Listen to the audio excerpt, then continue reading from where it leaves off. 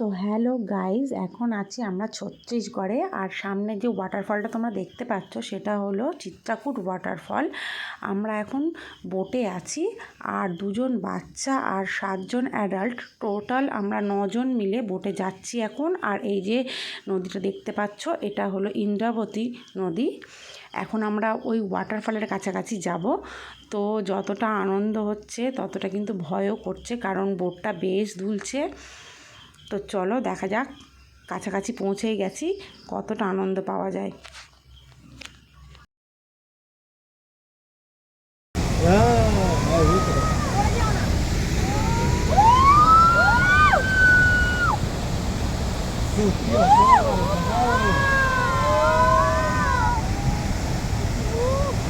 এইখানটায় লাফালাফি হবে, এখানটায় পোস্টার আসবে। হ্যাঁ, কিছু আসলে ভিডিও করে ঘুরে আসবে।